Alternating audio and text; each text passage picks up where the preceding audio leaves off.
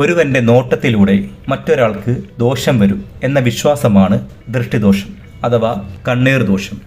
കുട്ടികൾ, ഗർഭിണികൾ, സുന്ദരീ സുന്ദരന്മാർ, മുലയൂട്ടുന്ന അമ്മമാർ എന്നിവർക്കാണ് ഈ ദോഷം പെട്ടെന്ന് വരുന്നത് എന്നാണ് വിശ്വാസം.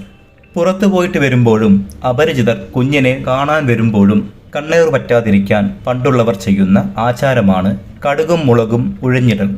കടുക് തൂവാതെ ഉപ്പും മുളകും കടുകും കയ്യിലെടുത്ത് ഓം നമഃശിവായ ചൊല്ലി 3 തവണ ഉഴിഞ്ഞ് അടുപ്പിലേക്ക് ഇടുന്നതാണ് ചടങ്ങ്.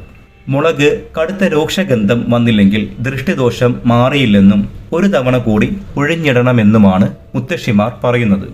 മുതിർന്നവരെയും ഇതുപോലെ ഉഴിഞ്ഞിടാവുന്നതാണ്.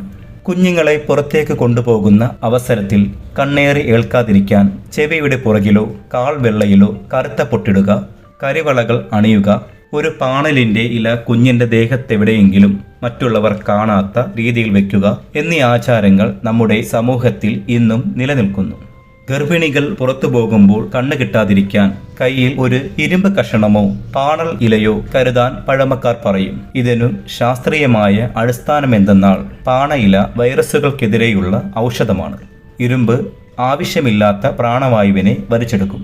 ഗർഭിണികൾക്ക് പോസിറ്റീവായ ഒരു ചുറ്റുപാട് സൃഷ്ടിക്കുക എന്ന ഉദ്ദേശമായിരുന്നു ഇത്തരം പ്രയോഗങ്ങൾക്ക് പിന്നിൽ. കുഞ്ഞുങ്ങളുടെ ഓമനത്തവും ഭംഗിയും എളുപ്പത്തിൽ കണ്ണീർ പറ്റാൻ സാധ്യതയുള്ളതിനാൽ 28 കെട്ട് ചടങ്ങ് നടത്തുമ്പോൾ കെട്ടുന്ന കറുത്ത ചരടിൽ പഞ്ചലോഹങ്ങളും ഉൾപ്പെടുത്തുന്നു.